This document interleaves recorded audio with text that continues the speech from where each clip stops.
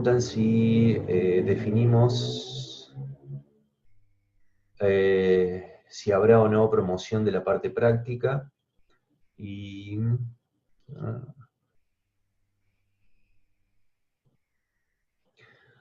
bien, la respuesta es no, aún no está resuelto.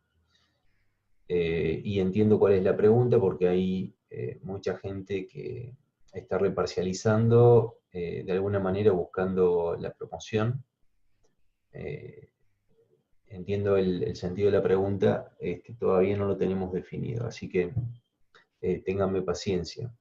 No, o sea, en realidad no, aún no lo hemos hablado con Héctor. Ok, aumentar el tamaño, gracias por recordármelo. El tamaño de la letra.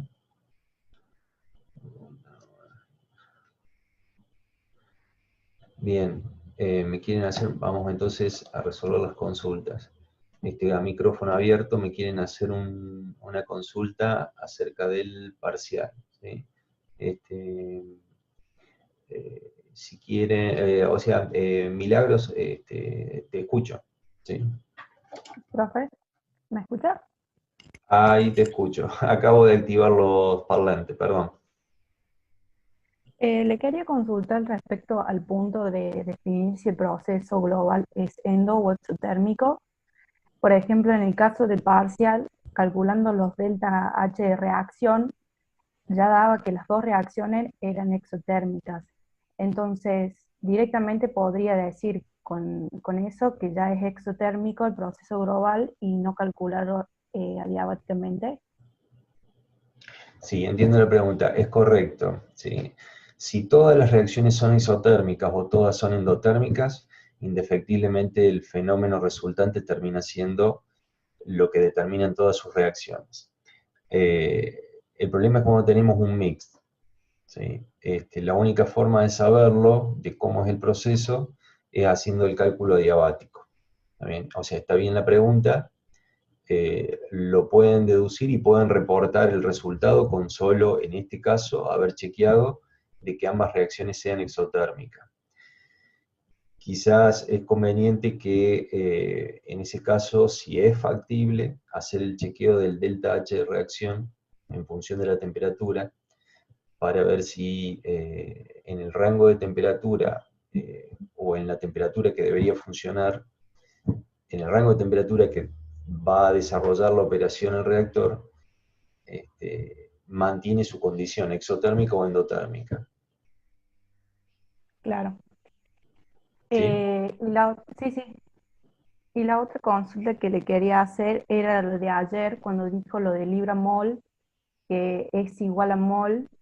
En la unidad 2 había unos ejercicios que trabajaban con libra mol y yo había buscado en internet que la conversión era igual a 453 moles, porque, o sea, la necesitaba para hacer la conversión de la constante de los gases. O sea, ¿tengo que usar eso o directamente digo que es igual? Si ustedes van a manejarse en el caso del ejercicio que vimos ayer en el sistema inglés, de unidades inglesas, no necesitan convertir nada, ¿sí? La unidad de mol es mol, ¿sí? O sea, el, el libra mol o el kilogramo mol o el gramo mol es nada más que para indicar en el sistema de unidades que se está utilizando. No tiene ninguna, o sea, eh, por supuesto que sí, si tengo que convertir de un sistema a otro, el peso molecular expresado en gramos o expresado en libras, obviamente que es diferente, ¿sí? Entonces debo interconvertir las unidades hablando en términos de peso molecular, pero hablando en moles, ¿sí? Es moles, o sea, eh, ustedes saben,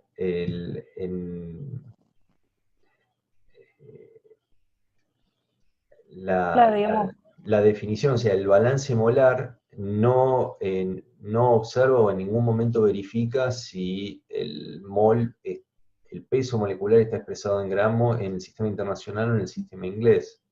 El balance es molar, entonces da lo mismo.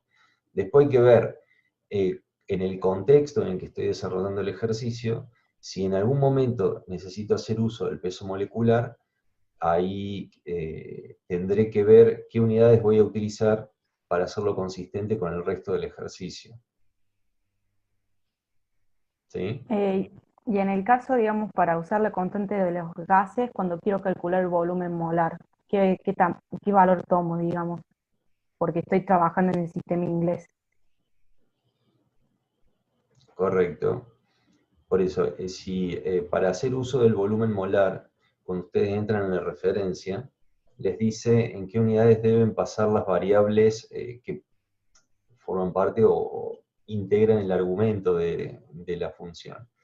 Entonces, en ese caso, habrá que convertir y llevarlo a las unidades que el archivo de referencia lo solicita, lo pide. ¿Sí? Claro. No sé si se Gracias, entiende profe. la consulta. A ver, si se entiende lo que acabo de, de explicar. ¿Sí? Sí, sí, gracias, profe. A ver, lo digo en otros términos. El 0082 litro atmósfera Kelvin mol, ¿sí? Es por unidad de mol y no me interesa, o sea, si vengo trabajando en unidades inglesas o en unidades del sistema internacional, es mol. ¿Sí? Entonces yo si tengo que interconvertir, por ejemplo, el valor de R, llevarlos estoy trabajando por ejemplo en Joule por Kelvin mol, y transformarlo a BTU por Kelvin mol, ese mol no tengo que hacer ninguna conversión de libra a gramos o lo que sea, porque es mol. ¿Sí? Sí, profe. Ahora me quedó más claro. Por eso, o sea, el mol dentro de la constante universal de los gases es mol. ¿Sí?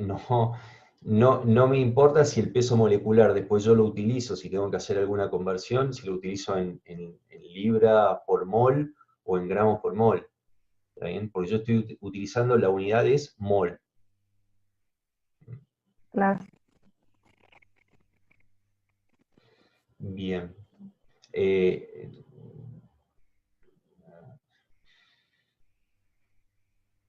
Bien, tengo otra consulta, estoy reparcializando la materia. Si quedara libre ahora, vuelvo a estar regular como lo estaba antes. Eh, bien. Bueno, digamos, eh, yo entiendo de que sí, sinceramente no estoy en condiciones de poder responder en estos momentos este tipo de consulta, porque no tengo directivas ni instructivo de cómo proceder en este sentido. ¿Sí? Entonces, eh, déjenme averiguar un poco más a ver si resuelvo este tema en los próximos días. eh, y bueno, y entiendo la necesidad de ustedes. En este caso, por ejemplo, que se plantea la reparcialización de la materia y entiendo que los urge conocer la situación. Eh, Déjenmelo ver. ¿Sí? No, en estos momentos no estoy en condiciones de poder responder.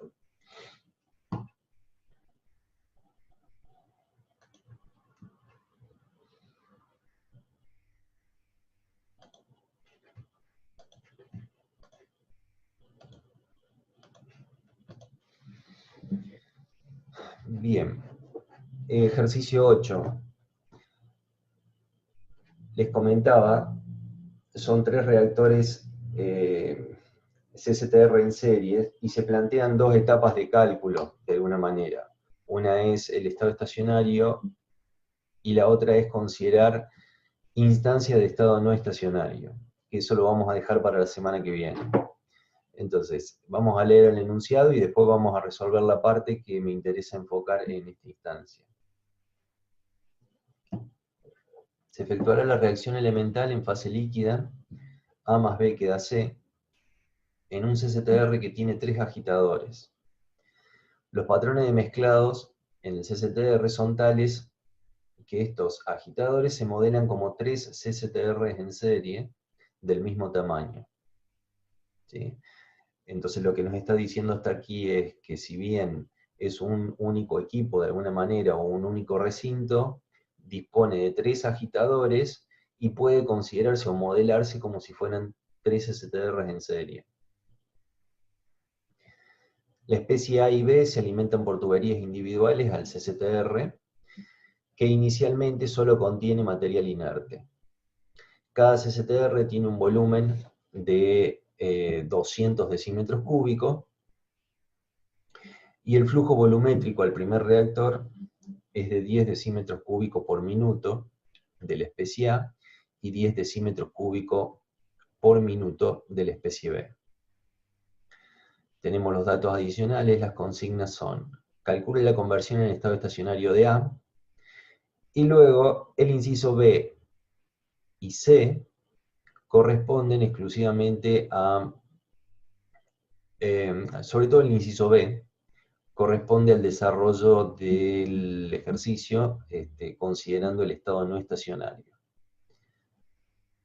Con lo cual vamos a desarrollar el inciso A y eventualmente el inciso D, porque el inciso D dice: suponga que la alimentación de B se divide de modo que la mitad se alimenta al primer tanque y la otra mitad al segundo. Cuando habla, ojo con no confundirse con esto, porque cuando habla de tanques, en realidad el recinto es único, el recipiente es único, pero tal como lo plantea el ejercicio, donde se modelan como si fuesen 3 STRs en serie, entonces vamos a decir que la mitad de la especie B se alimenta al primer agitador o al primer reactor, y la otra mitad al segundo agitador o a lo que se podría considerar el segundo reactor.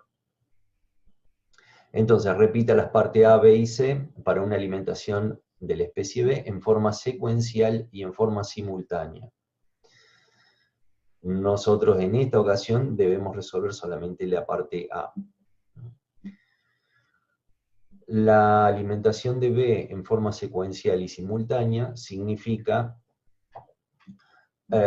es un concepto que es aplicable para la instancia en que nosotros debamos resolver el arranque de esta situación, y más aún si el arranque es en vacío. Para estado estacionario, el hecho de que sea secuencial o simultáneo no afecta el resultado. El estado estacionario es el mismo. ¿Sí? ¿Qué significa lo secuencial y lo simultáneo? Esto me adelanto un poco a lo que vamos a ver la semana que viene. Cuando los reactores, porque plantea para el inciso de E, dice repita los puntos A, B, C y D para un diseño de 3 reactores STR que arrancan vacíos. Cuando los reactores arrancan vacíos, necesitan, en principio, un tiempo asociado al llenado. Entonces, cuando hablamos de alimentación simultánea, es la corriente B que originalmente se había planteado, se divide en dos. Si alimento en forma simultánea, alimento a los 2 tanques, al primero y al segundo, en forma al mismo tiempo. ¿Sí? Y en forma secuencial es cuando alimento el primer tanque hasta que se llenó el primer tanque, y cuando comienza a trasvasarse o a pasar al segundo reactor, ahí activo la alimentación de la especie B al segundo reactor. ¿Sí? Secuencial es alimento la mitad al primero hasta que se llena. Después comienzo a alimentar la otra mitad de B al segundo reactor. Y la forma simultánea es alimento al primero y al segundo al mismo tiempo, ¿sí? La mitad de B al primero y la mitad de B al segundo. Bien. El inciso A entonces convierte este ejercicio en el cálculo de un estado estacionario de 3 reactores en serie. 3 reactores STR en serie.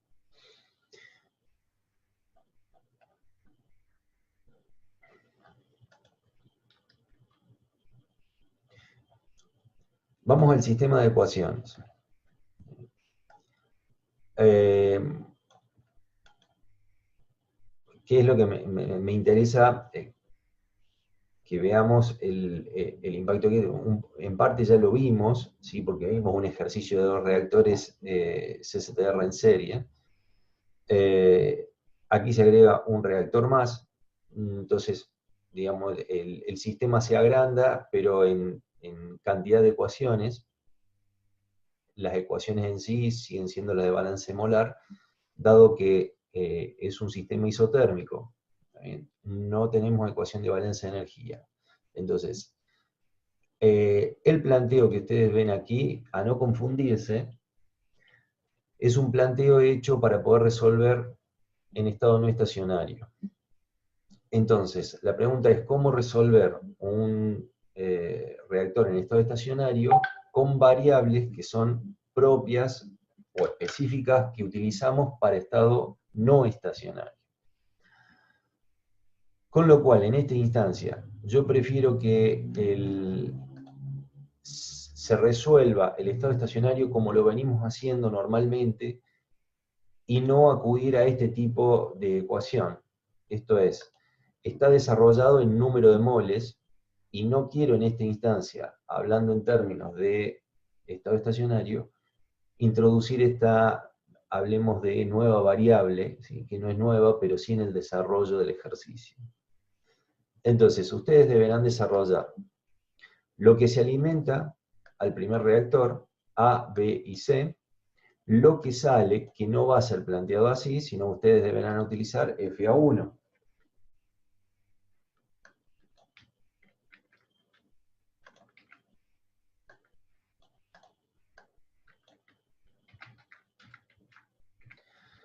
FA1.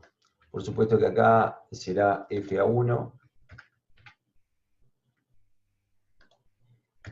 y FB1.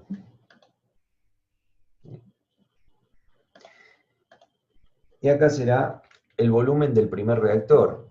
Si son los 3 reactores iguales, da lo mismo, se pone directamente B. El volumen es, digamos, para los 3 iguales, ¿sí? Pero si tuviera 3 reactores en serie STR, tendría que utilizar 3 volúmenes diferentes.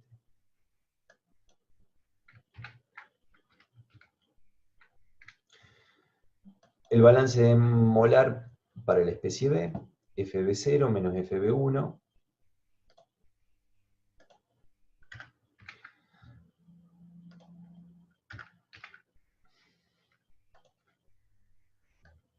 y para la especie C.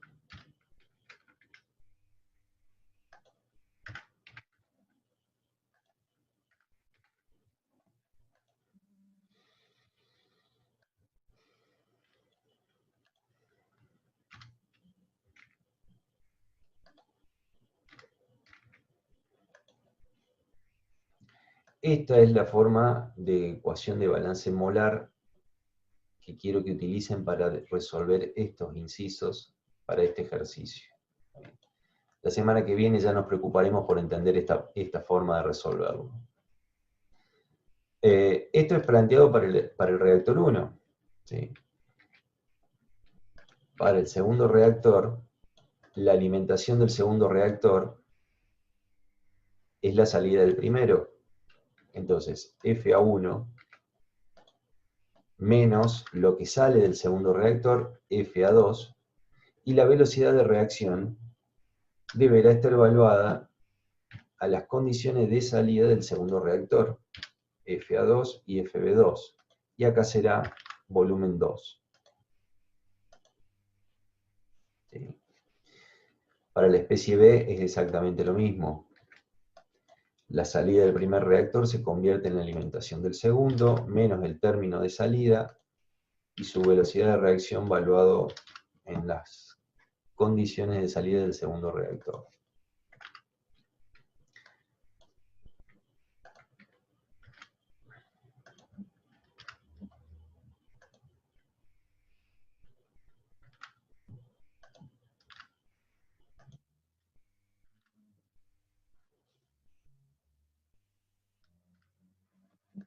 tenemos las tres ecuaciones que modelan el segundo reactor.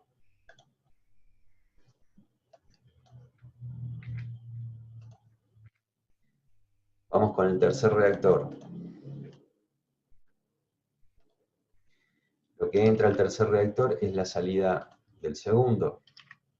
Sale FA3 y la velocidad de reacción se evalúa en la condición de salida del tercer reactor por volumen 3.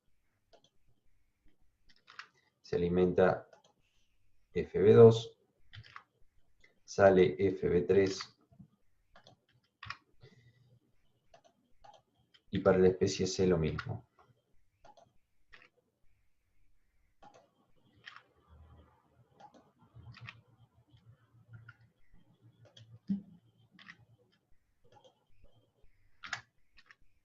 Multiplicado por el volumen 3, el término de la velocidad de reacción.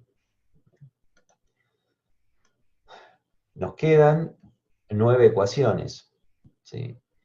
Cada una de ellas es el balance molar por especie en cada uno de los reactores. ¿Cuáles eran las incógnitas? Como siempre venimos formulándolo, siempre es el término de salida del reactor, la incógnita. Entonces tenemos, ¿cuántas incógnitas tendríamos? Tenemos una salida por cada una de estas ecuaciones, tenemos 9 incógnitas con 9 ecuaciones, y se resuelve, por supuesto que acá el given find deberíamos pedir los f sub i 1, 2 y 3, y ya tenemos directamente como resultado nos pide la conversión en estado estacionario. Bien, para calcular la conversión, una vez que conocemos los flujos, haremos, como no nos aclara nada al respecto, entendemos de que se refiere a la conversión global. Si se refiere a la conversión global,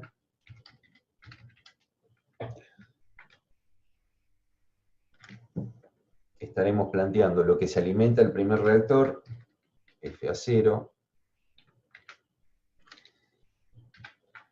menos lo que sale del tercero, FA3, dividido lo que se alimenta. La conversión obviamente va a ser un vector porque va a responder esta variable que es un vector. ¿Sí? Perdón, en el estado estacionario esta variable es un escalar, ¿sí? Es un único valor. Por lo tanto, la conversión global va a ser un único valor, ¿sí? No estamos evaluando el perfil con respecto al volumen, ¿sí? Estamos calculando el estado estacionario de 3 reactores STR en serie y en condiciones isotérmicas. Para el inciso D, donde la especie se divide, parte de ella se alimenta al primer reactor, la mitad, la otra mitad se alimenta al segundo. Ya expliqué que en el caso de estado estacionario y en el caso de arranque lleno de inerte, que lo vamos a ver la semana que viene, el hecho de que sea secuencial o simultáneo no altera el resultado. El impacto va a estar en lo secuencial y simultáneo de la alimentación de B, va a estar cuando el arranque se dé en 3 reactores CCTR en vacío. Pero eso lo entenderemos la semana que viene. ¿Cuál es el impacto entonces del inciso D? Que ahora vamos a tener, para la especie B, va a haber un término de alimentación para el segundo reactor, que es una suma de del remanente de B que recibe del reactor 1, si enfoquemos el reactor 2, el segundo reactor. Entonces, la especie B que va a recibir el segundo reactor es el remanente de B del primer reactor más la mitad de B que se propuso originalmente alimentar y que se inyecta directamente al segundo reactor. Entonces, antes de ir al sistema de ecuaciones que le corresponde al caso que estamos viendo, al caso que estamos, a la consigna que estamos tratando de analizar, veamos sobre este sistema cuál sería el impacto. ¿Sí? Primero, este FB sería la mitad de lo que en el escenario A estuvimos utilizando, porque se divide en dos esa corriente. Entonces, a ver, sería el planteo de alguna manera, lo podemos hacer aquí en forma esquemática, ¿sí? Pero estaría diciendo que FB 0 dividido 2 es lo que se alimenta del primer reactor. La otra parte, la otra mitad, se alimenta el segundo, y el segundo es este reactor.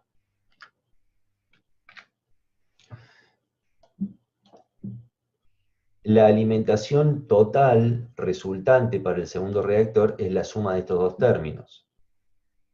Solo que FB1 es lo que recibe del primer reactor, el remanente de B que recibe del primer reactor, y esto sería alimentación fresca. Ese es el único impacto que habría en esto, ¿sí? No hay ninguna otra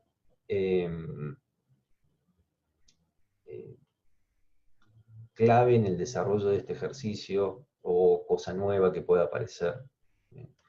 Entonces, el ejercicio es largo, yo ayer dije que era largo, pero porque estuve pensando en que se podía desarrollar completamente, pero tal como venimos organizando las clases, prefiero dar todo estado estacionario, y cuando arranquemos con estado no estacionario, que es la semana que viene, retomamos este ejercicio y vemos toda la parte de no estacionario, que sí ahí es, además de introducir un poco más de complejidad, lo hace mucho más largo el ejercicio. ¿Sí? O sea, vamos ahora, bueno, fíjense que todo lo que están viendo que estoy pasando es desarrollo en estado no estacionario.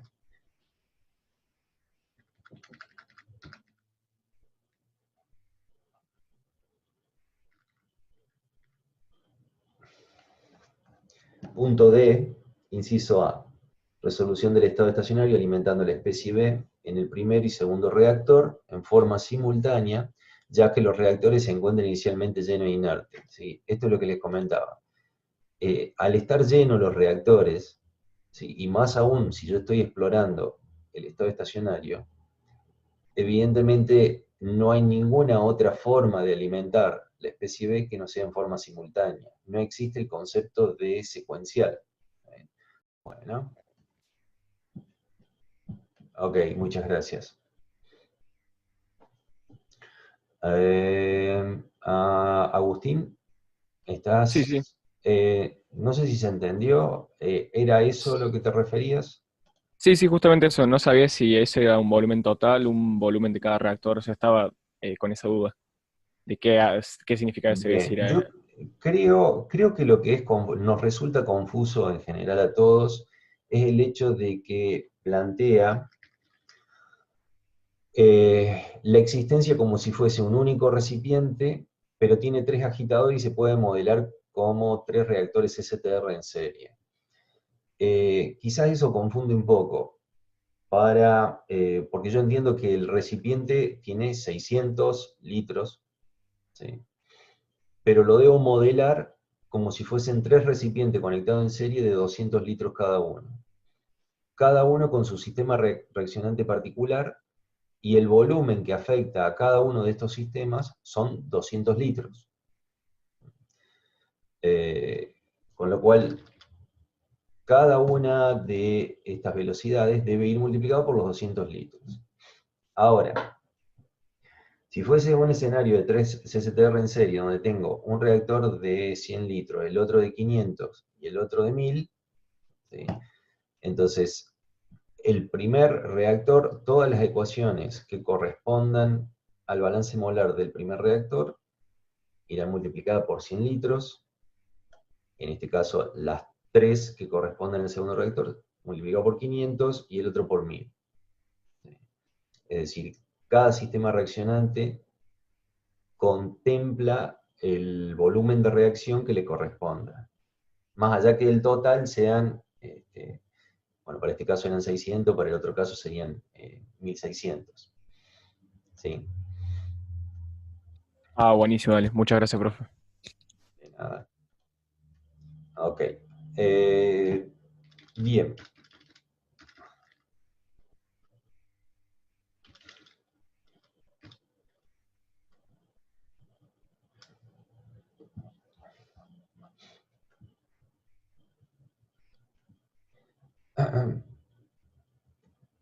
Cuando se cortó la transmisión, la conexión,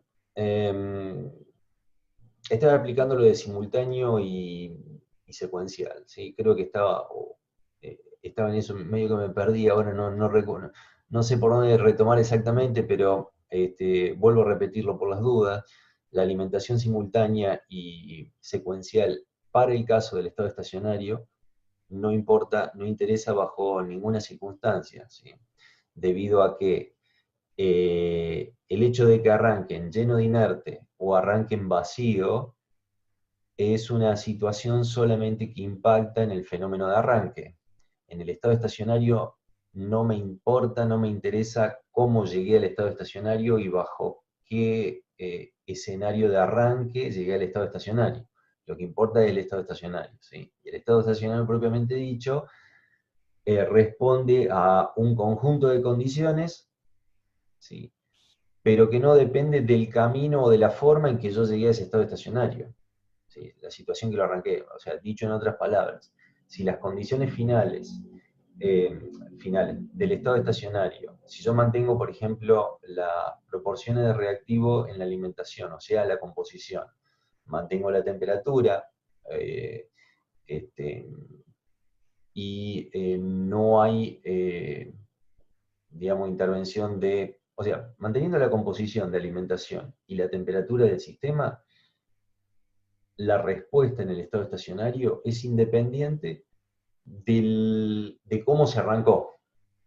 Si lo arranqué lleno primero de un reactivo y agregué el otro, si lo arranqué lleno de inerte, si lo arranqué vacío, alimentando todos los reactivos. Cuando llegó al estado estacionario, el estado estacionario es único, no depende de la forma que lo arranque. Bien. Estamos en el inciso D, B, perdón, estaba señalando mal, es el anterior, es este. Punto D, inciso A, resolución del estado estacionario alimentando la especie B. En el primer y segundo reactor en forma simultánea, ya expliqué que secuencial no tiene, conceptualmente no entra en consideración en este escenario. Y lo que había planteado era, ya lo había desarrollado para el sistema anterior, el sistema de ecuaciones anterior, y lo que había que tener en cuenta, fíjense que este FB, si bien está planteado como FB, acá se dividió. Entonces es la mitad del FB0 original. La mitad de ese FB0 original, que se llama FB0, está redefinido de alguna manera, interviene en el primer reactor, ¿sí? E interviene en el segundo reactor, pero fíjense que se le suma el término de la salida del primero. El remanente del primer reactor se alimenta al segundo, y se le suma la mitad de la alimentación de B original que se había planteado en el ejercicio. Para el tercer reactor, la alimentación de B es todo lo que reciba del reactor 2. Aquí, fíjense que no hay un término sumando porque no hay una alimentación fresca de B en el tercer reactor. Bien, esta es la parte que quiero que por ahora se resuelva de este ejercicio, solamente el estado estacionario. Y lo otro que quiero que tengan en cuenta es que lo resuelvan con las variables de flujo que desarrollé anteriormente y no con número de moles como está resuelto aquí, que es para estado no estacionario. De algún modo, o sea, a ver, lo que voy a decir en este momento lo debemos adoptar como una recomendación para lo que es estado estacionario, reactores continuos en estado estacionario, ya sea PFB, PFR, PBR o CSTR, adoptar como variable de solución o como variable de planteo los flujos molares de cada una de las especies. Y para todo lo que es estado no estacionario, que incluye arranque de CSTR, puede ser batch o semi-batch, utilizar como variable de planteo de los sistemas de ecuaciones el número de moles. Tal como ustedes lo ven planteado aquí, lo vamos a ver la semana que viene.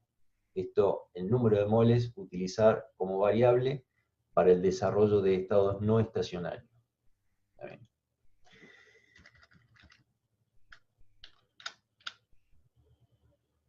Bien, no, en principio, o sea, no hay de este ejercicio ningún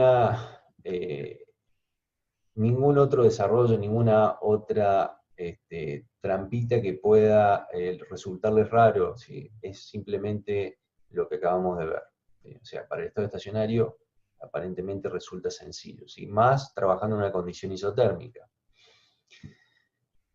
Bien.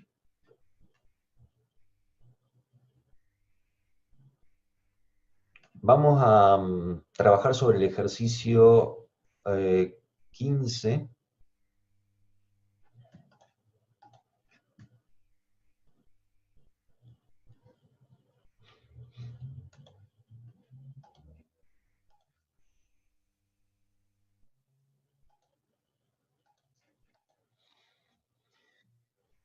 Para resolver el ejercicio 15, necesitamos utilizar los datos del ejercicio 14. ¿Sí? De alguna manera están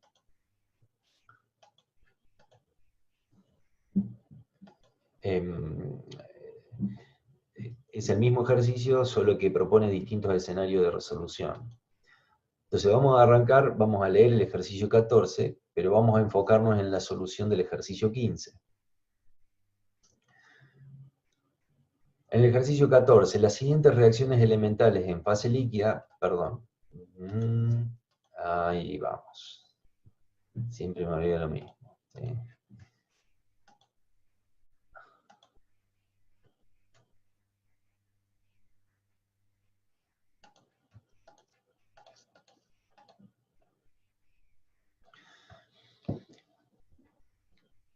Se efectúan en fase líquida en un reactor CSTR de 10 decímetros cúbicos. Las reacciones que ustedes ven están planteadas en modo genérico, no hay una especie en particular, es A que da B y B que da C. Es una reacción en competencia desde el punto de vista de la especie B. Se alimentan 10 decímetros cúbicos por minuto de la especie a una concentración de 0,3 mol por decímetro cúbico y a 283 Kelvin. Vamos a obviar, vamos a omitir, digamos, estas consultas porque vamos a proceder directamente a resolver el ejercicio 15. Datos adicionales. Contamos con los CP, con las constantes cinéticas y la energía de activación. ¿Sí? Esto nos permite, teniendo una constante cinética a una determinada temperatura y la energía de activación, podemos plantear la K para la primera reacción en función de T. Creo que lo vimos en un ejercicio, pero era para PFR, me parece. Se puede plantear con la ecuación de Arrhenius y averiguando cuánto vale el factor preexponencial, o directamente se puede omitir el factor preexponencial y nos queda la forma de ecuación que ya lo vamos a ver. Tenemos los delta H de reacción, delta HR1 y delta HR2, y no hay mucha información más, fíjense que ni siquiera tenemos entalpías de formación. Frente a esta situación, en algún momento, sobre un ejercicio también formulado en forma genérica, habíamos planteado de que cuando se da una situación de este tipo, planteado sobre un esquema genérico, o a menos que el esquema real tenga algún elemento químico, la entalpía de formación la puedo considerar 0. En este caso, me conviene, para alguna de las especies, hacer su entalpía de formación 0. ¿Sí? En este ejercicio en particular yo tomé la entalpía de formación de A como igual a 0. y calculo a partir de los delta H de reacción la entalpía de formación de B y de C. Y con los CP formulamos la entalpía de cada una de las especies con respecto a la temperatura. Tenemos el coeficiente global de transferencia de energía y la temperatura del servicio, 57 grados centígrados, y el área de intercambio para este reactor, de 10 decímetros cúbicos de volumen. Tal como está planteada la temperatura del servicio, lo voy a formular aquí, Q de T, con el ejercicio que vimos ayer, en donde se consideraba la variación de la temperatura del lado del servicio, Q de T era FCP del servicio por el delta T del servicio, donde la temperatura de salida del servicio quedaba como función, era una función de la temperatura del reactor. La otra alternativa que no vimos ayer es cuando la temperatura del lado del servicio se mantiene constante. ¿Sí? Que incluso con el RSI, nosotros ayer hablamos de que no es un escenario que sea deseado, que la temperatura de algún modo del servicio se mantenga constante, pero eso depende un poco también de cuál es el escenario. Si tengo un escenario delicado y que debo controlar, no sería conveniente de que TA se mantenga constante, como para habilitarme una variable más operativa y que pueda controlar el sistema. Pero bueno, vamos al caso en que pueda considerar que la temperatura del servicio, o sea, el intercambio se da contra una temperatura constante.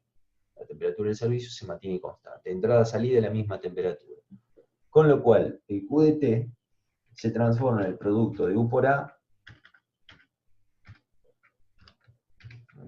coeficiente global de transferencia de energía, por el área de intercambio, recuerden que aquí es A mayúscula, por el delta T, TA menos T. Esta expresión responde a sistemas cruzados, o los sistemas que están intercambiando entre sí. Por eso este delta T está formulado con la temperatura del servicio constante menos la temperatura del reactor. ¿Sí? Q de T depende de T, TA generalmente es dato, ¿sí? Y fíjense que los términos que intervienen en este Q de T es U por A y no F sub I por CP sub I, como vimos en el ejercicio de ayer.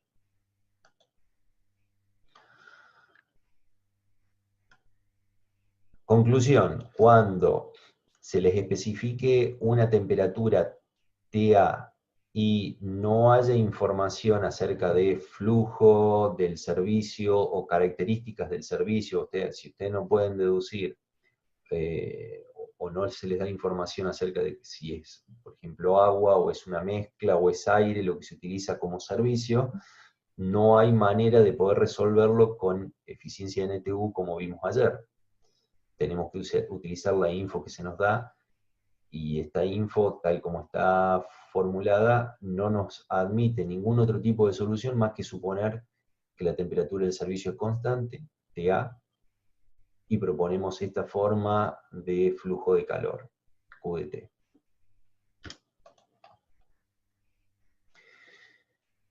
Ahora sí vamos a leer el enunciado del ejercicio 15. Para el ejercicio anterior, usted debe diseñar un reactor cilíndrico, teniendo en cuenta la relación altura-diámetro, L sobre D igual a 2. El área de transferencia de calor queda determinada solo por la envolvente del recipiente cilíndrico. Considerando que el coeficiente global de transferencia de energía U conserva su valor y se mantiene el fluido térmico en la misma condición, obtenga el perfil de volumen hasta el 94% de conversión. Fíjense que acá es como que la consigna está un poco invertida a lo que normalmente venimos manejando, ¿sí? Más que perfil de volumen, generalmente se grafica el perfil de conversión con respecto al volumen. No es el perfil de volumen exactamente, ¿sí? Quizás habría que reformular esta consigna para no confundir. Digo, o sea, está planteado así porque se puede plantear de ambas formas, se lo puede ver. Obtenga el perfil de temperatura hasta el 94% de conversión de A. Fíjense que acá se plantea el perfil con respecto a la conversión. Temperatura versus conversión, volumen versus conversión. ¿Cuál es la temperatura del estado estacionario? El volumen de reactor requerido y su diámetro para obtener un 60 y 80% de conversión de A. Luego hay que analizar el comportamiento de la temperatura con la conversión si el coeficiente global de transferencia de energía aumenta de acuerdo comparando con el valor original, si siguen el cursor, 1853.36 Joule por minutos Kelvin decímetros cuadrados, es el mismo valor, solo que aumentado en dos órdenes de magnitud. Aquí estamos hablando de 185.000 versus 1853. Aumentar el coeficiente global de transferencia de energía es, o sea, vamos a evaluar un poco el impacto de cuál es ese comportamiento de la temperatura. Si yo aumento el U o aumento el área de transferencia, lo que voy a aumentar, o el resultado final, es de que voy a aumentar la capacidad, de alguna manera, de copiar las temperaturas de ambos sistemas. ¿Sí? Solo que si aquí estoy proponiendo que la temperatura de A indefectiblemente, del servicio auxiliar, indefectiblemente se mantiene estable, se mantiene constante, ¿sí? Es una hipótesis bastante fuerte, pero al margen. Si la puedo considerar de que se va a mantener constante bajo cualquier circunstancia, entonces el coeficiente global, si lo aumento, voy a aumentar la capacidad, de alguna manera, a que la temperatura del reactor se parezca a la temperatura del servicio.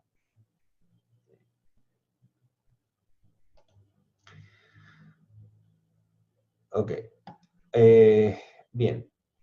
Las variables. A ver, de acá no hay nada nuevo. Lo que les quería explicar, bueno, ya vamos a retomar aquí, era lo de la K. ¿Sí? Bueno, esta es otra forma de hacer el llamado a la función exponencial. ¿Bien? Porque quizás están acostumbrados a usar exp, paréntesis y poner la exponencial. Bueno, esta es otra forma. Trabaja lo mismo. MATLAB lo interpreta de la misma manera. Esta forma entiendo de que ya lo habíamos visto, cuando dispongo de una constante cinética a una temperatura de referencia, se puede plantear de esta manera para obtener la K en función de temperatura. Ojo, porque acá está con K mayúscula, es K minúscula, ¿sí? Porque K mayúscula siempre la reservamos para la constante de equilibrio. Aquí es constante cinética, entonces a no confundirse con eso. Entonces, si planteamos como menos E sobre R, esta diferencia de cociente de temperatura, esta diferencia de alguna manera de término de temperatura, se plantea en estos términos. 1 sobre T menos 1 sobre la temperatura de referencia. En este caso, para K1 era 300 la temperatura de referencia, y para K2, 500.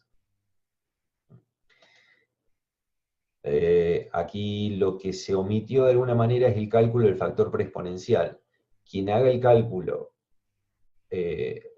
o sea, quien haga uso de la ecuación de Arrhenius y calcula el factor preexponencial, es lo mismo.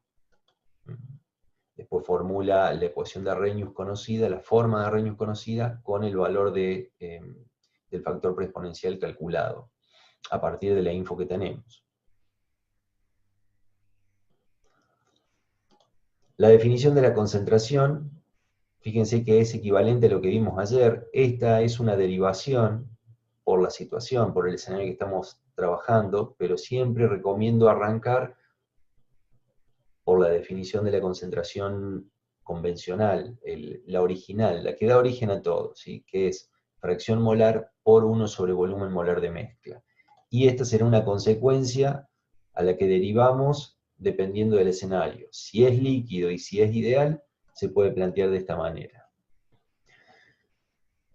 Con respecto a las entalpías, les había comentado que yo hice entalpía de formación de A igual a 0, calculo a partir del delta H de reacción la entalpía de B, y calculo con los dos delta H, o sea, conociendo la entalpía de formación de B y el delta H de reacción de la segunda reacción, se puede calcular C.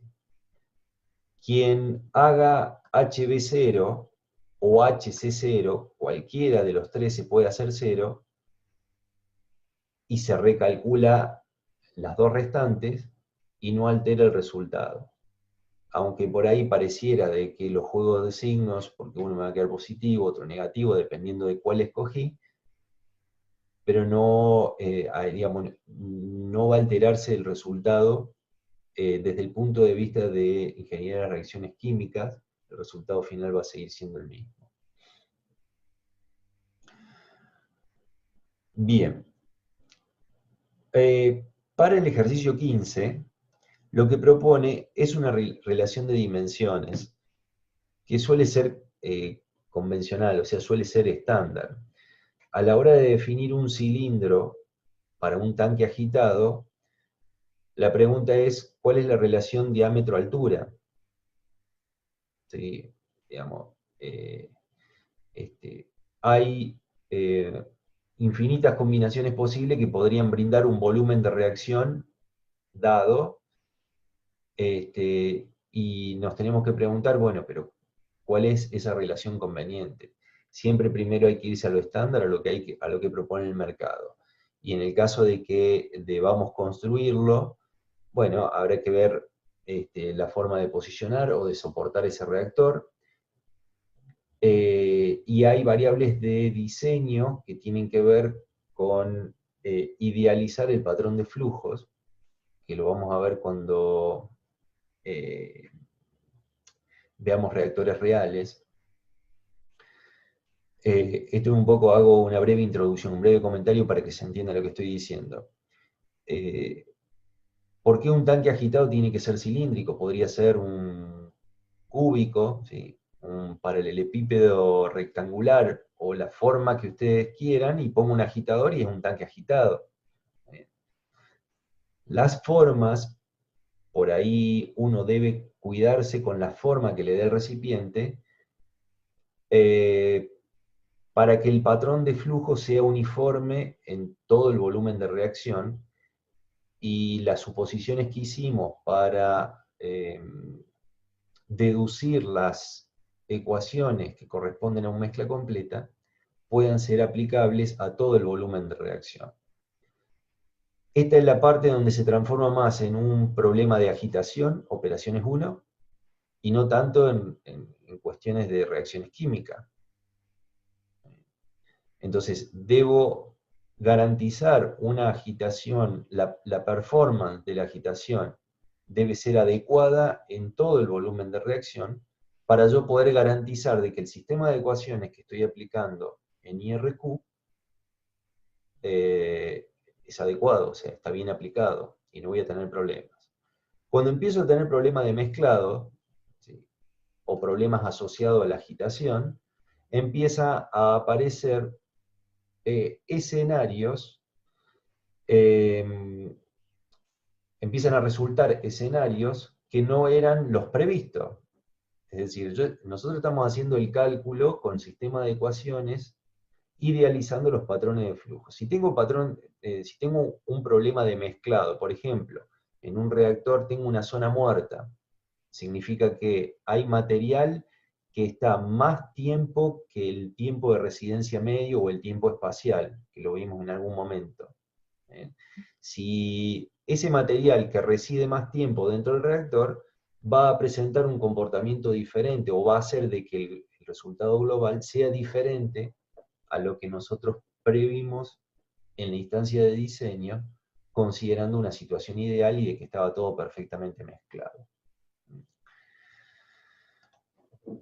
Esto viene a raíz de poder, de alguna manera, decir que cuando voy a diseñar un reactor no voy a escoger cualquier forma. ¿Sí? Si no, tengo que pensar este, eh, qué disposición le voy a dar a ese recipiente agitado para tratar de que mis previsiones acerca de la performance sean realmente aplicables, ¿sí? Y no me encuentre con sorpresas. Entonces, acá lo que propone es esta relación donde la altura del recipiente es 2 veces el diámetro. Es una proporción bastante, es una regla bastante estándar esta. Definido de este modo, ¿sí? La altura igual a 2 veces el diámetro, y siendo que el intercambio es sobre la envolvente, ¿no?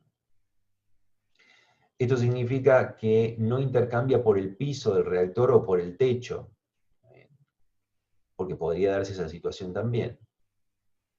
Entonces, si solamente intercambia la envolvente, el área de intercambio de ese reactor va a estar dado por el perímetro por la altura. El perímetro es pi por diámetro, y la altura L es 2 veces el diámetro, con lo cual ese producto se transforma en esto que estamos viendo, 2pi por diámetro al cuadrado, es el área de intercambio. Mientras que el volumen de reacción es el área de sección transversal por la altura. Y el área de sección transversal será pi por diámetro cuadrado sobre 4, ¿sí? Y la altura es 2 diámetros. Por eso el volumen resultante tiene esta forma, porque se cancela el 4 con el 2, se simplifica, me queda un 2 en el denominador, y me queda un diámetro elevado al cubo, por pi. Eso me da el volumen del reactor. En cualquiera de los casos, el diámetro es una variable del sistema, ¿sí?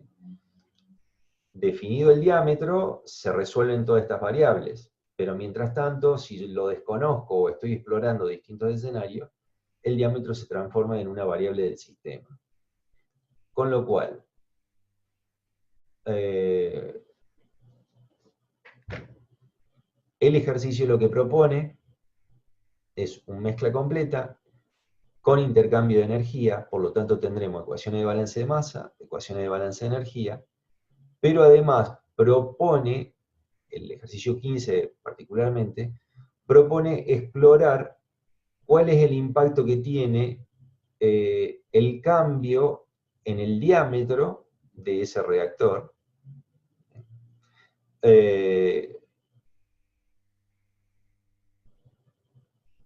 Bien, y el reporte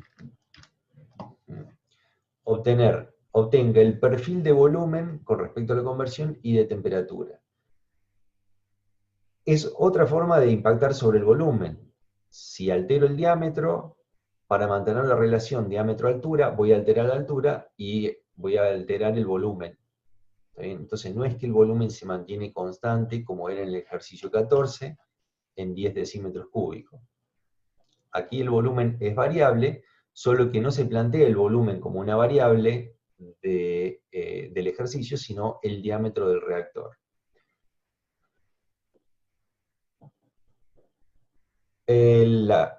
Otro comentario es que el hecho de hacer el seguimiento sobre el diámetro permite hacer el recálculo del área de intercambio, que es inevitable. Si en los ejercicios que venimos viendo hasta el momento, en donde hemos variado el volumen, nunca tuvimos en cuenta cómo la variación del volumen impactaba en el área de intercambio, porque necesito las dimensiones geométricas de ese volumen, llamémosle, de reacción, para poder hacer un seguimiento o un cálculo del área de intercambio.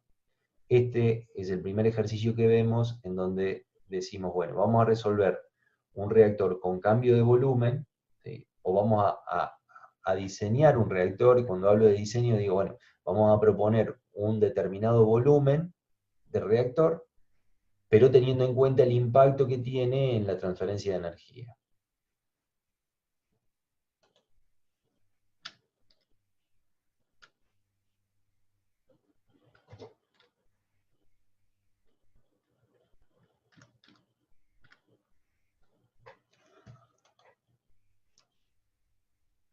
El sistema de ecuaciones son las tres ecuaciones de balance molar. El given fine queda en función de la temperatura, esto lo vimos ayer. ¿Sí? Hasta acá no se agrega nada nuevo, excepto esta variable, que el volumen está en función del diámetro. ¿Sí? Entonces, para el ejercicio 14, de alguna manera el diámetro estaba definido, o mejor dicho, estaba definido el volumen, ¿sí? Que eran los 10 decímetros cúbicos. Pero para el ejercicio 15, que es lo que sigue, el volumen queda en función del diámetro. Indefectiblemente tengo que resolver el ejercicio 14, como lo estaba mostrando aquí, aplicando la receta que vimos ayer, definiendo R, definiendo G, porque necesito ver esta gráfica. Vuelvo a repetir lo que dije ayer, es fundamental en CSTR conocer esta gráfica, conocer estas curvas. Y también hago mención, fíjense la curva roja, que es G de T. Ayer dijimos de que era una S, en el caso de ayer una S muy deformada, pero suavizada al mismo tiempo. Puede haber S que son bastante más pronunciadas, y puede pasar esto acá, que prácticamente es la intersección de dos rectas. Este escenario, tal como se puede visualizar, despeja dudas acerca de cuánto estado estacionario puedo llegar a tener.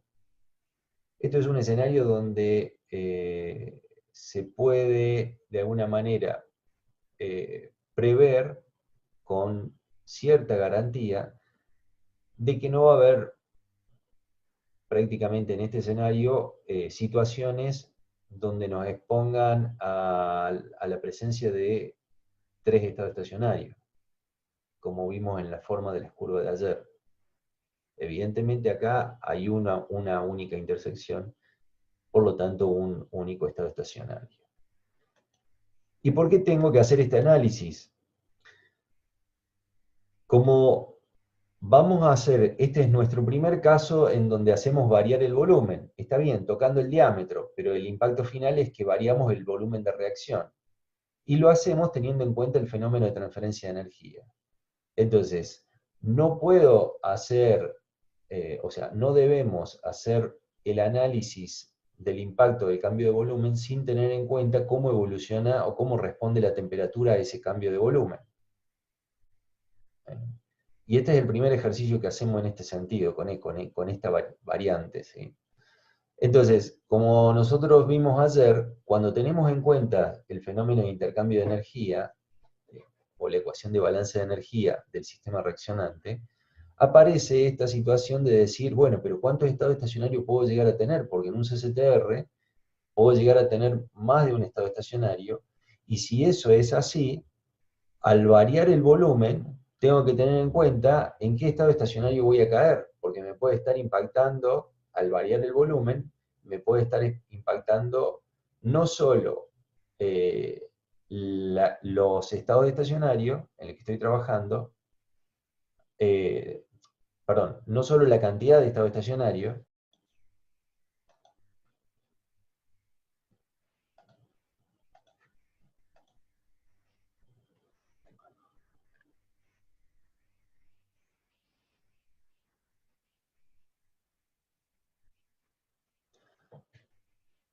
entonces lo que estaba explicando recién es que para tener en cuenta la variación del volumen y el fenómeno de intercambio de energía, debo pasar por un chequeo de esto para decir, bueno, ¿cuál es el escenario? ¿Sí? Porque corro riesgo de desconocer dónde estoy ubicado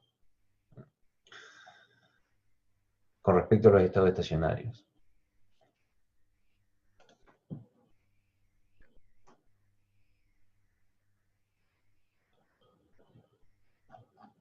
Para el ejercicio 15, una de las formas en las que podemos resolverlo, luego de haber pasado por el ejercicio 14, repito, ¿sí? Y haber chequeado esas curvas, donde tengo cierta garantía de que el desplazamiento de la recta R no me va a traer problemas con respecto a varios estados estacionarios. Voy a tener siempre un único estado estacionario. Y si no, no es que no se pueda resolver. Si fuese otro el caso en donde hay riesgo de que haya varios estados estacionarios, se puede resolver igual, pero hay que estar atento a ver los resultados que voy a ir obteniendo, a qué responden, a qué escenario responden, si estados estacionarios superiores, inferiores, etc. Digo etcétera porque pueden ser los intermedios que son los inestables, ¿sí? Eso no son, en la realidad no son factibles de obtener. Tenemos para el caso del ejercicio 15, ecuaciones de balance de masa, ecuación de balance de energía, todo en un mismo sistema, y esta es opcional, o sea, podemos resolverlo de esta manera, agregando la ecuación de conversión, donde se agrega esta incógnita adicional, ¿sí? En lugar de utilizar el diámetro, a ver, voy de nuevo, podría haber omitido esta ecuación. Si saco esta ecuación, puedo sacar la variable XA, ¿sí? Pero el sistema tiene como incógnitas FA, FB, FC y la temperatura del reactor. Tenemos 4 incógnitas con 4 ecuaciones. Y tenemos una adicional, que no es exactamente una incógnita, es una variable de algún modo sobre el que tengo manejo, tengo control, ¿sí? Una variable arbitraria, que es el diámetro. Entonces podría haber puesto el given find en función del diámetro, la solución en función del diámetro. ¿Sí? Agregando a esta ecuación, ya sabemos de que la ventaja que introduce esto es que la conversión tenemos bien conocido el rango en el que puede variar, siendo que el diámetro, si hubiera dejado la variable diámetro, desconocemos por dónde va a andar el diámetro. Formulado de esta manera, el given find nos permite entonces obtener la resolución en función de la conversión.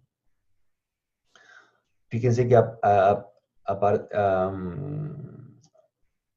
siendo de que el rango que proponemos de conversión va de 0 a 0,95, lo que devuelve el cálculo no es exactamente a partir del 0, o sea, debe ser que el 0 trae problemas. Lo grafica, pero para mí no lo calcula, ¿sí?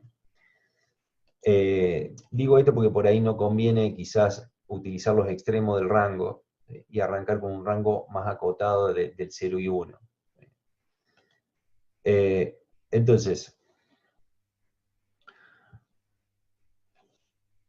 los perfiles que debíamos obtener era de volumen y temperatura versus conversión, ¿sí? Y cuál es la temperatura del estado estacionario y el volumen del reactor requerido y su diámetro para obtener un 60 y un 80% de conversión de A.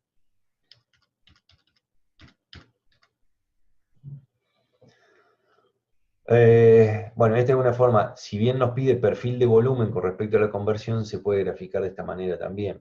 Eso es indistinto. A ver, podría haber venido en ordenada el volumen y en abscisa la conversión, ¿sí? Eso es, cada uno lo puede resolver a su manera. Lo importante es obtener este dato, ¿sí? Al 60 y al 80% de conversión, ¿cuál es el volumen requerido? Fíjense, la conversión, como se podría haber previsto, en realidad cuando aumento el volumen, ¿sí? Aumenta la conversión, tiene una tendencia a 1. Fíjense la temperatura con respecto al diámetro.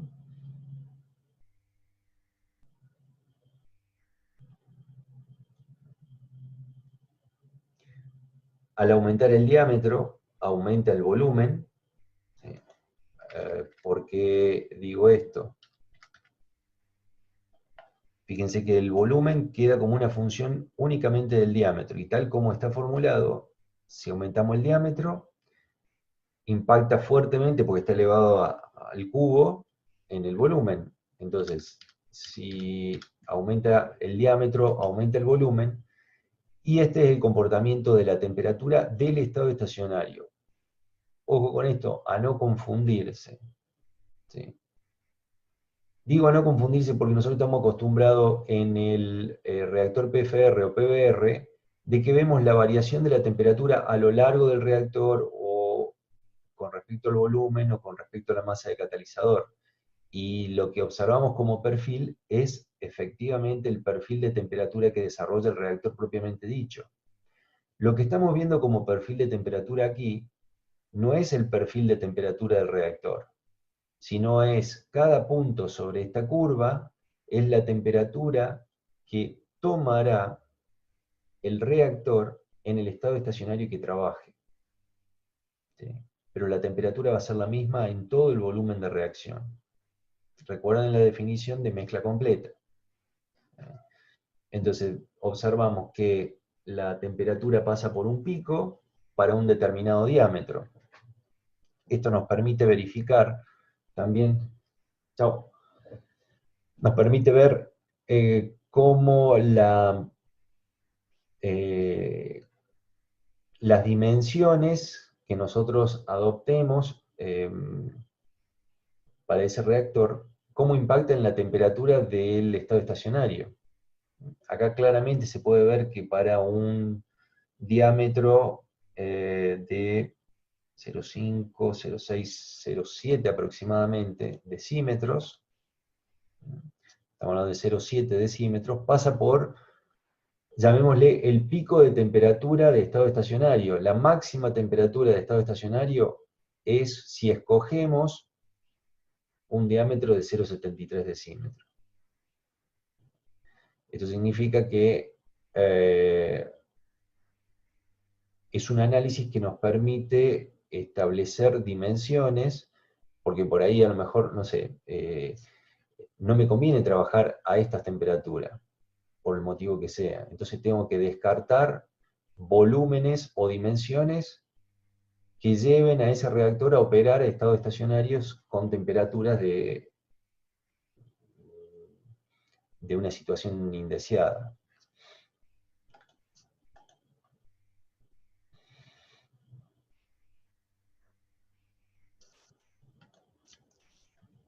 Este es el otro perfil que se pedía en la consigna, temperatura versus conversión.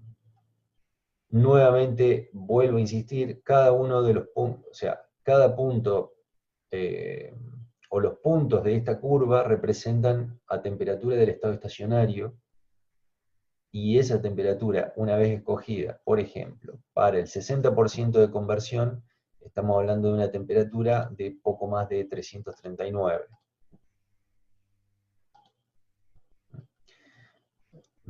Sí, más o menos 339 Kelvin. Eso significa que si quiero obtener un 60% de conversión, voy a tener que diseñar un reactor que soporte, bueno, en este caso no es crítico por la temperatura, pero digo, no tenemos que perder de vista de que la temperatura para este reactor del estado estacionario va a ser 339 Kelvin, puede o no ser crítica, no sé, en este caso no, pero podría ser de que a lo mejor sea una temperatura alta. Entonces, para operar el 60%, la temperatura del estado estacionario va a ser 339, siendo que la temperatura para operar una conversión del 80% es menor. Este es un poco el análisis que quiero que se observe, cómo la conversión, a mayor conversión, trabajo a temperaturas de estado estacionario menores, que es lo que me está diciendo acá la diferencia entre 60 y 80% de la conversión. Y obviamente que esto tiene que ver con las dimensiones adoptadas del reactor, porque para el 80% dijimos que necesitábamos 2,1, entiendo que estamos trabajando en decímetros, decímetros cúbicos, me parece, porque me perdí con las unidades. Venimos trabajando en decímetro, correcto, el diámetro está en decímetro, con lo cual, bueno, 2 decímetros cúbicos es un reactor chico, ¿sí? O sea, esto, a ver, analicemos cuál es el comportamiento, la operación, y no las dimensiones, porque estamos hablando de un reactor de 2 litros, ¿sí? O sea, un reactor chico. ¿Sí? Pero el mismo análisis aplica para reactores mayores.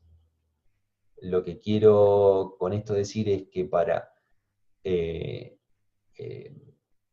digamos, entre estos dos escenarios, elegir un reactor de 0,7 decímetros cúbicos y uno de 2 decímetros cúbicos, puedo obtener mayor conversión con el de 2 decímetros cúbicos y además operar a una temperatura de estado estacionario inferior, menor.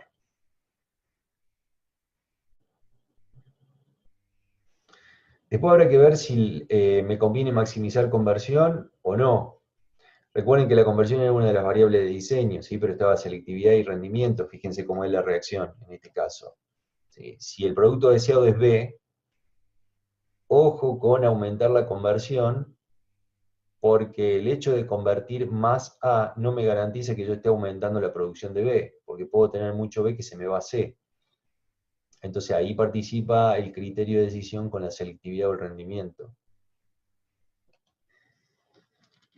El objetivo en realidad de este ejercicio es ver cómo impacta la dimensión que escojamos en el desarrollo de la temperatura y bueno, y cómo en el desarrollo, digamos, de la conversión. Cómo la configuración del volumen impacta en el desarrollo de la temperatura. A ver, esta respuesta que estamos viendo aquí, de los distintos estados estacionarios, responde a haber establecido como parámetro la relación 2, altura versus diámetro. Si cambia esa relación, este perfil es otro. ¿Sí? Pero partiendo de esa base, de alguna manera estoy limitando, estoy caracterizando la disposición del volumen. Estoy diciendo cómo es la altura con respecto al diámetro y estoy manteniendo una relación fija. Entonces, voy a aumentar el volumen o disminuirlo, como sea, ¿sí? Pero lo voy a hacer manteniendo esta proporción en el diseño del equipo. Esa variación en el diseño del equipo, manteniendo esa proporción, impacta en el intercambio, en el área de intercambio, que es lo que acabamos de ver. ¿Sí?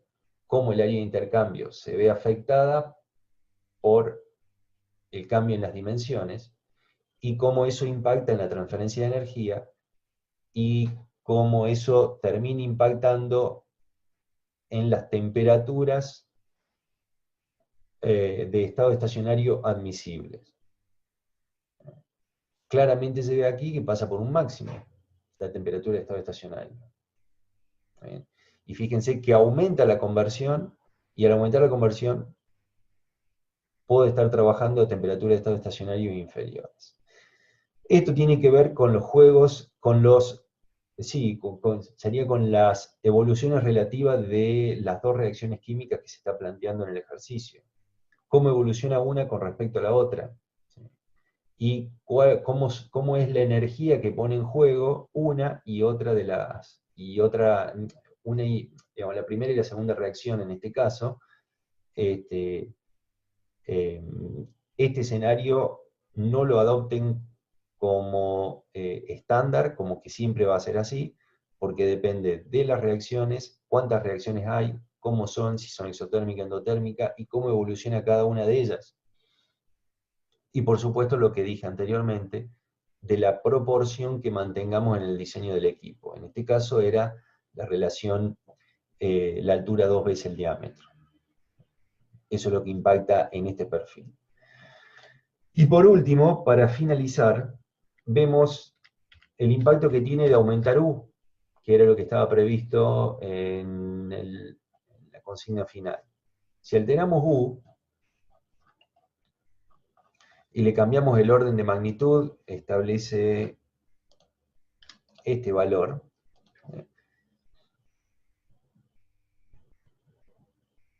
Habíamos dicho que entonces lo que íbamos con esto, de alguna manera, era aumentar la capacidad de igualar la temperatura del reactor a la temperatura del servicio, en este caso en particular, porque la temperatura del servicio la consideramos que se mantenía constante. Si consideramos la variación de la temperatura del servicio auxiliar, la temperatura de ambos sistemas que están intercambiando entre sí energía, van a tratar de igualarse y de converger a una temperatura que desconocemos. ¿Sí? El fenómeno la llevará. Pero en este caso particular, yo estoy fijando la temperatura de uno de ellos, entonces inevitablemente la temperatura del otro sistema va a tratar de igualarse, ¿sí? Entonces,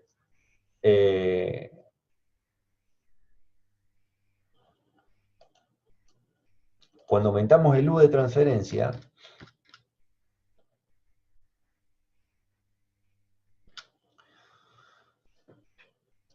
básicamente este es el perfil más importante, el interesante de ver en este caso.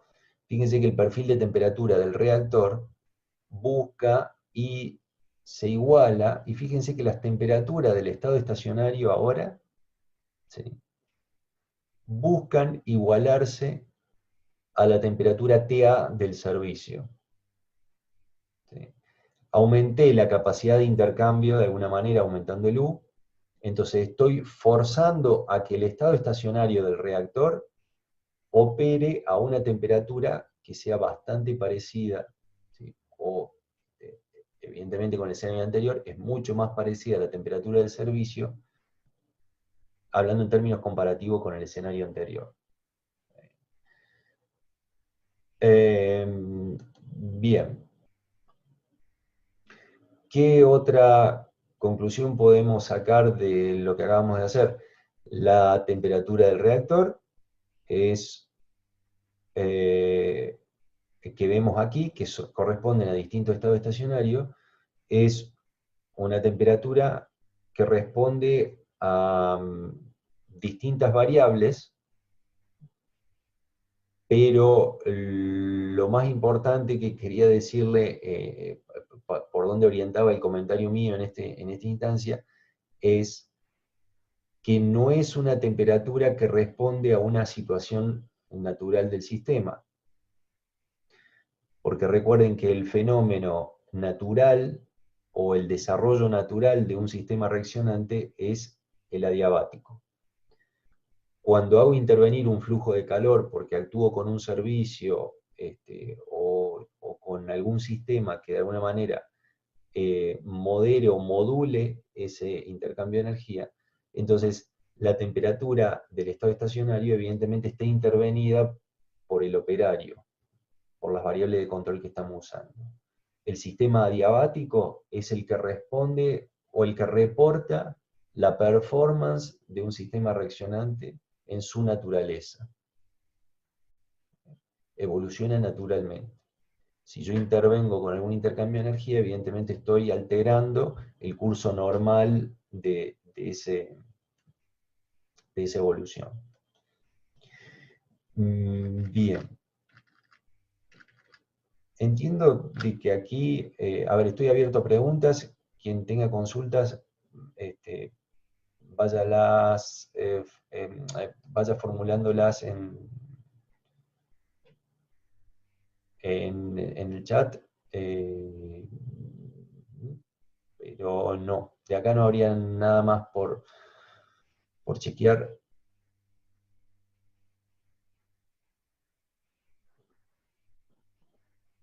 Ok.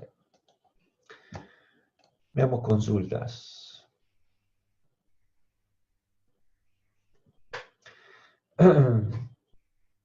¿Considera volumen de reacción y volumen de reactor lo mismo en este ejercicio? Bien. Buena consulta porque es confuso, es uno de los problemas que normalmente tenemos en los parciales, en los exámenes. Volumen de reactor y volumen de reacción. Aquí evidentemente estamos tocando el diámetro y estamos directamente impactando en el volumen de reacción, en el volumen geométrico del recipiente. Y lo estamos adoptando como volumen de reacción. ¿Qué estamos diciendo? Este reactor, todo el volumen geométrico que proporciona está completo, está lleno de líquido, ¿sí? Después puede o no ser real. Lo que estamos diciendo es que el volumen geométrico coincide con el volumen de reacción, ¿sí? Por eso en este caso el volumen de reactor y de reacción es coincidente, es lo mismo. En el enunciado a ustedes se les debe dar alguna información adicional para considerar de que el volumen de reacción es un porcentaje sobre el volumen geométrico. Si no, no hay forma de saberlo. Si no se me especifica algo en particular, voy a adoptar que el volumen geométrico es el volumen de reacción, a pesar de que es un sistema líquido. Porque si el sistema fuese gaseoso, está claro que el volumen geométrico es el volumen de reacción. Eso no hay dudas, es indiscutible. Pero en sistemas líquidos, el volumen de reacción ustedes saben que puede ser menor que el volumen geométrico.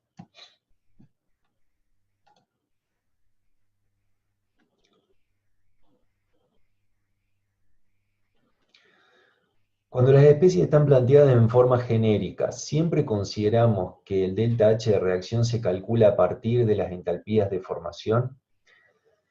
A ver, el delta H de reacción que viene reportado, tengamos en cuenta primero, ustedes deben siempre utilizar las entalpías de formación, siempre. ¿Sí? Ustedes van a tener que enfrentarse a casos reales. En la realidad no existe el A queda B y el B queda C. Son especies reales, son reacciones reales. Con lo cual ustedes deben en su cabeza, sin opción, formular el desarrollo a partir de las entalpías de formación. Las pueden hacer cero, o las pueden considerar cero por el estado de referencia y para los elementos químicos que pueden llegar a intervenir en alguna reacción, su entalpía de formación ustedes saben que es cero. Entonces, bajo ese escenario, obviamente que lo pueden considerar cero. Si no, tienen que de alguna manera acudir a alguna bibliografía que les permita conocer las entalpías de formación. El ejercicio que acabamos de ver es un ejercicio de,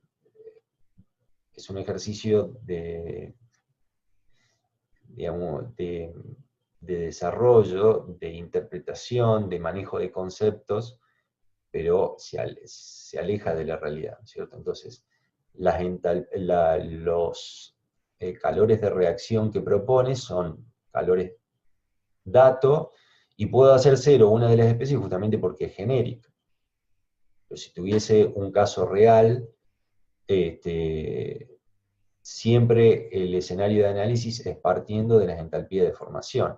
Más allá de que en los casos reales yo también pueda hacer el mismo análisis, el mismo desarrollo. Preguntaba porque a veces calculamos la entalpía de reacción a partir del delta H y no de las entalpías de formación, de los H de T. Bien. El delta H de reacción, ¿sí?, como ustedes saben cómo plantearlo, digamos, a partir de conocer las entalpías de cada una de las especies en función de la temperatura, puedo plantear el delta H de reacción. A ver, vamos de nuevo. Puedo plantear el delta H de reacción bajo el estado de referencia, y eso es hacer la operación matemática considerando reactivo y producto y multiplicado por su respectivo coeficiente estequiométrico de las entalpías de formación de cada una de las especies.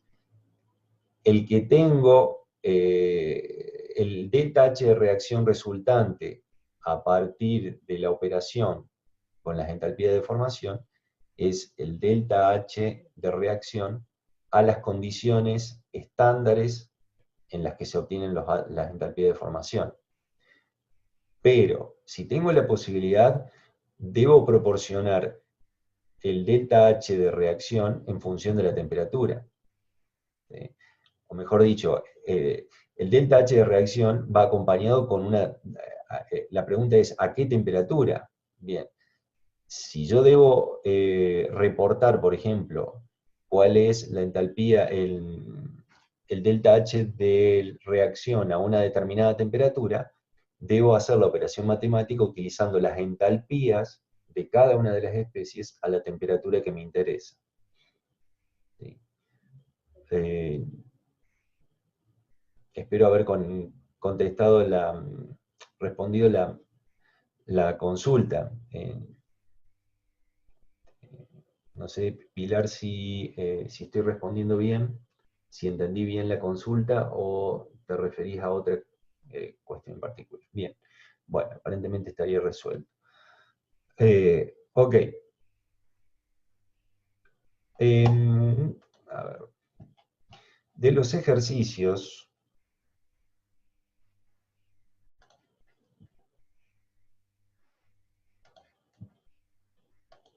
que quedan,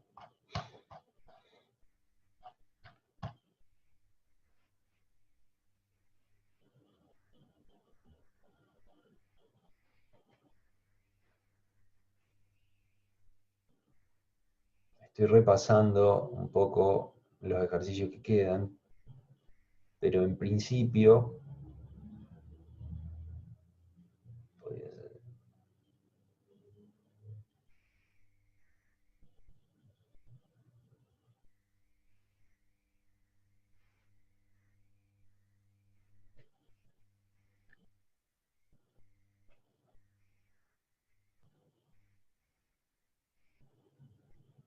Bien, podríamos ver entonces este ejercicio, el ejercicio 11.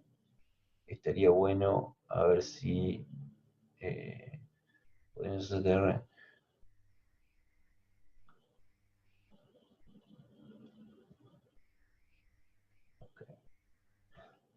aunque lo pueden desarrollar perfectamente.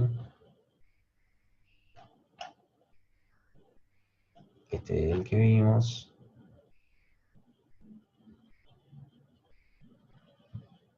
Selectividad, rendimiento, la utilidad del proceso. Recuerden que para PFR vimos un ejercicio con utilidad del proceso, y acá tienen la ecuación de costos.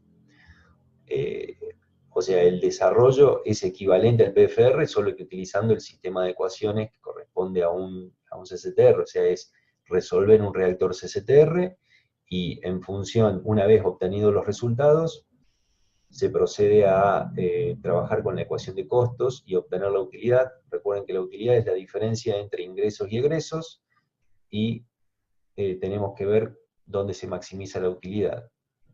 Entonces, no hay ningún tipo de complicación. Bien, yo considero que en esta ocasión ya están en condiciones de poder resolver todos los ejercicios, ¿sí? Recuerden esto, la recomendación es siempre estamos utilizando el mismo sistema de ecuaciones. Ecuaciones de balance de moles, de balance molar y ecuación de balance de energía. Para los STR en particular, cuando tenemos en cuenta los fenómenos de intercambio, es decir, cuando participa la ecuación de balance de energía y tenemos en cuenta esa intervención, recuerden seguir la receta que vimos ayer, por llamarlo de alguna manera, es la metodología para poder establecer cuántos estados estacionarios puedo llegar a tener. Y de ese modo, conocer dónde voy a estar operando frente al cálculo de un estado estacionario. O lo planteo al revés.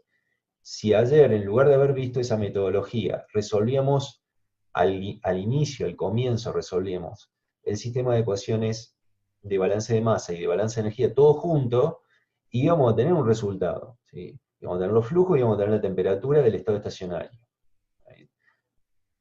Ahora, no íbamos a saber con esos resultados dónde estábamos parados en un CCTR, porque puede haber varios escenarios posibles que hacen factible a la operación. Esto es propio en particular de los mezcla completa, y es algo que debemos explorar para saber dónde estamos trabajando. Pero el sistema de ecuaciones, digamos, siempre es el mismo, y pueden aparecer cosas como la que vimos hoy, donde tengo que tocar el diámetro. Entonces, bueno, en lugar de dejar el given find en función del diámetro, agregamos la ecuación de conversión y pusimos el given find en función de la conversión, que tiene un rango más acotado y mejor conocido en lo que puede variar esa variable. ¿Está bien? Entonces, un poco siguiendo la estrategia que habíamos planteado para PFR y PBR, debo siempre concentrarme en que el sistema de ecuaciones siempre es el mismo, ¿sí? Y tengo que, en función de las variables datos que me da el ejercicio y las consignas que plantea, teniendo en cuenta incluso las restricciones, y por ejemplo recién planteaba el ejercicio que había que lograr un 94% de conversión. Bueno, eso es de alguna manera estar limitando el ejercicio, estar limitándolo o poniéndole alguna restricción. Bien, entonces teniendo en cuenta los datos y las restricciones, tratar de responder a la consigna.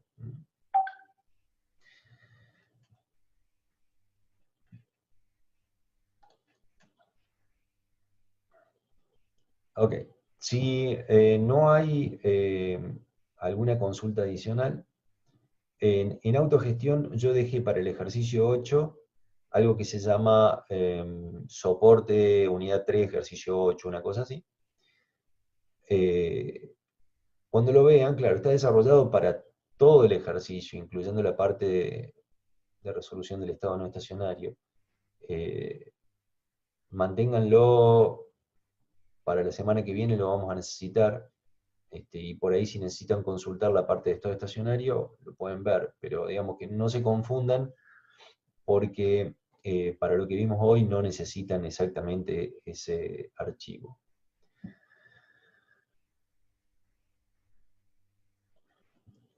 Bien, me plantean una duda del ejercicio 3. ¿Por qué trabaja con soluciones no ideales? En este caso tendría que trabajar con un modelo termodinámico de densidad de mezcla líquida, supongo. Por lo tanto, uno de los datos que necesito para usar el modelo es la presión del sistema. Ahí dice que es suficiente para garantizar la solución líquida. Para encontrar esa P supuse que tenía que resolver un equilibrio líquido-vapor como hacíamos en físico-química. Pero para entrar en el gráfico necesito una fracción molar. Entonces, como tengo dato la molaridad, para pasar la fracción molar necesito la densidad de la solución.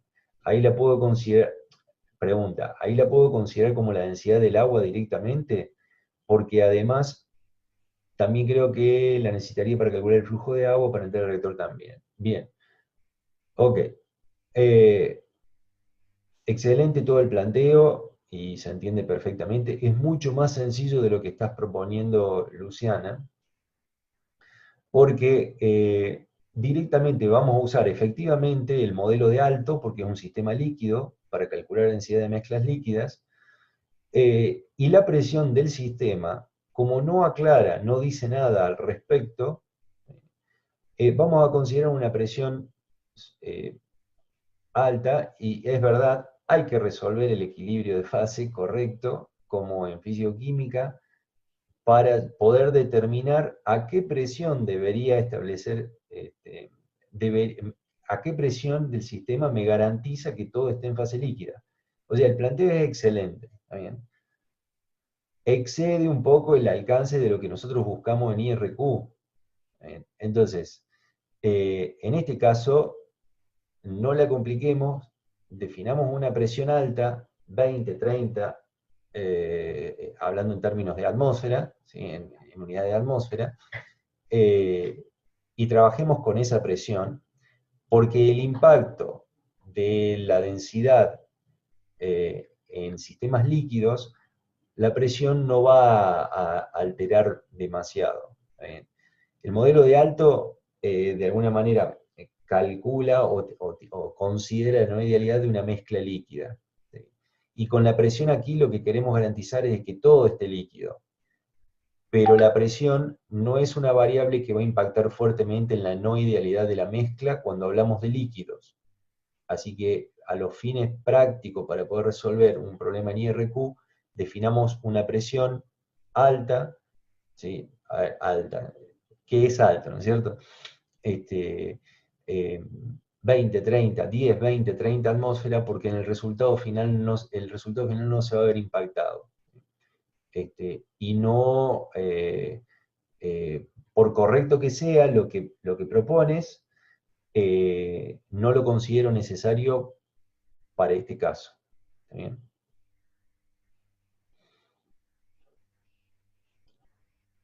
¿Habrá alguna consulta más? Incluso de algún otro ejercicio, lo vemos, no hay ningún problema.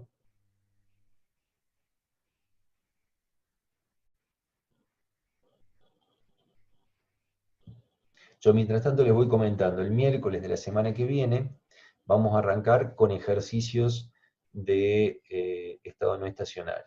No obstante, traten de avanzar sobre esta unidad para ver qué problemas surgen y podemos usar la primer media hora, ¿sí? o lo que sea necesario, no hay problema, lo podemos usar para ver algún ejercicio en particular o alguna duda de algún ejercicio en particular de esta unidad, de esta guía. Entiendo de que las herramientas están para poder resolver todos los ejercicios.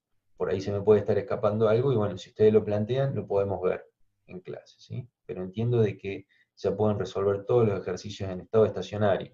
Ojo con eso, ¿sí? Porque del ejercicio 8, por ejemplo, la parte de estado no estacionario, no intenten hacerlo porque todavía no la vimos. Me preguntan si voy a subir la clase de ayer y de hoy.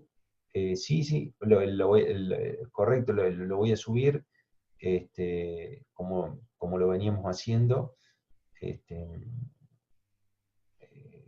Ya mañana deberían contar con el material, con el video.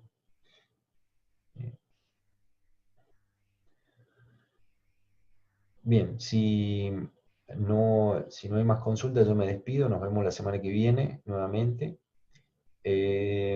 Otra consulta, la próxima semana rendimos lunes, martes y viernes, así que no creo que tengamos mucho tiempo para hacer todo. Bueno, entiendo la situación, sí. Entiendo, o sea, esto lo vamos manejando un poco de acuerdo a la necesidad, en el sentido de que si no es la semana, el miércoles de la semana que viene, que podamos tocar esta unidad y ver algún ejercicio o alguna duda en particular, bueno, será en otra clase, cuando tengan dudas, las formulan y las trabajamos, ¿sí? Yo lo proponía para la semana que viene y entiendo la situación, si empiezan a estar cargados de exámenes, está claro que no van ni a tocar la unidad 3. Eso es entendible. La recomendación es, como son ejercicios por ahí que demandan mucho tiempo,